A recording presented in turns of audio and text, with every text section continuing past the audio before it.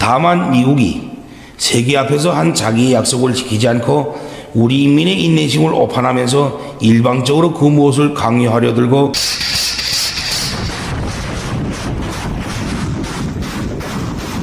朝鲜半岛局势目前非常紧张，尽管韩国不断的挑衅，韩美也进行了大规模的军事演习，以及朝鲜进行了炮击试射等等行为，但是这些都不会导致大规模的军事冲突。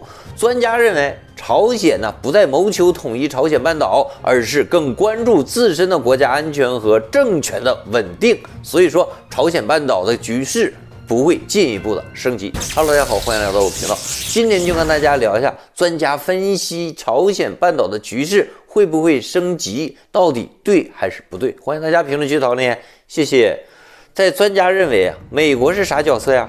自认为是世界警察呀。哪个国家的事情都想插一脚管一管，人家美国有那么多事情要做，所以说别看这个韩国这个尹锡悦这个和美国示好美国又是支援这个军事力量，那个无人机导弹啥的但是事实上美国绝对不会轻易卷入任何一场的地缘冲突当中，而美国更不会派兵去支援韩国的，最多就是在背后捅咕韩国和日本出手而已。那么尹锡悦会不会成为第二个泽连斯基呢？我想尹锡悦他也不傻，目前泽连斯基带领着乌克兰也没捡到什么便宜。大家请记住在尹锡悦这个眼里，个人利益永远大于国家利益。那么韩国为何还要和美国搞联合军事演出呢？就不担心把朝鲜惹急眼惹毛了吗？其实韩国与美国这个进行军事演习的目的可以归纳为以下几点。第一点就是外交方面和政权的倾向。尹锡悦政府外交方面是与前任政府不同的，更加倾向于亲美和对朝鲜强硬的一个立场。尹锡悦本人被描述为政治保守右派的政治家。第二从于经济方面的联系，韩国与西方国家在经济上有着紧密的联系，尤其是在1997年金融危机之后，很多这个韩国大企业这个股份被西方国家掌握了。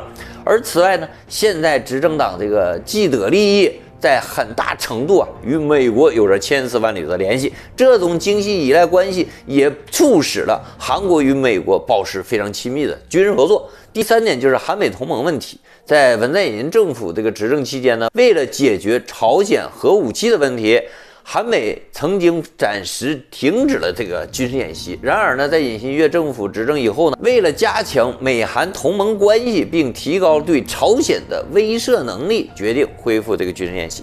而这个尹锡悦政府高调这个靠向美国进行军事协调，将韩国纳入美国在亚太地区的军事同盟体系当中。那么韩国这么一折腾，朝鲜可坐不住了，你这是干嘛呀？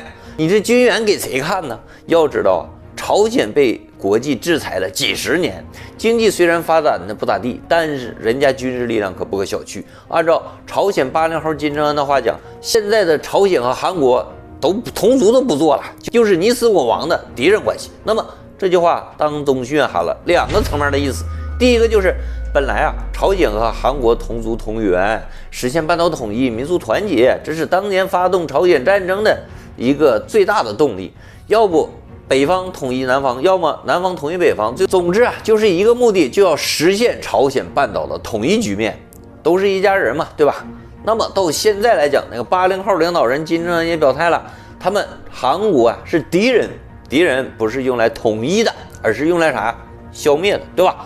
都成敌人了，统一半岛的意义又何在呢？但是虽然说我朝鲜不想统一半岛，那么韩国你也不能面天天就这么嘚瑟吧？靠着老美这家伙给你嘚瑟的，对不对？这不是吗？朝鲜也向韩国发射了200多枚这个炮弹实弹。其实本质这是朝鲜的一种试探，就看看美国跟韩国到底有多大反应。目前来看美国跟韩国也就是嘴炮。如果真的要和朝鲜打起来，美国也好，韩国也罢，必须得谨小慎微因为如果和朝鲜开战，那就是中俄朝3方面一块战斗了，后果是十分严重的。而中俄两国一直强调朝鲜半岛不能生战，不能生乱这也是美日韩必须考虑到这两个周边大国的立场。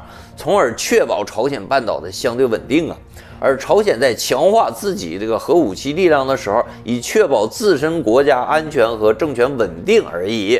就目前来讲，美日韩3个国家也是不愿意发动这个爆发战争的。这个3个国家并不希望卷入朝鲜半岛的军事冲突当中，因为这会消耗国力和军力啊，打仗就是打枪的嘛，而不符合他们的既得利益。另外，一旦朝鲜如果爆发这个军事冲突，最有可能的是以核武器袭击韩国和日本的民用目标，这也是让这2个国家不愿意挑起战争的原因。总体来看呢，朝鲜半岛目前的局势虽然说紧张归紧张，但是局势是可控的，也不会导致大规模的军事冲突，因为各方面都有自身的利益安全考量。以上是结合军事专家和个人的一些解读，有说的不对的地方还请大家批评指正。好，风哥8点半分享到结束，感谢大家，我们下次见，拜拜。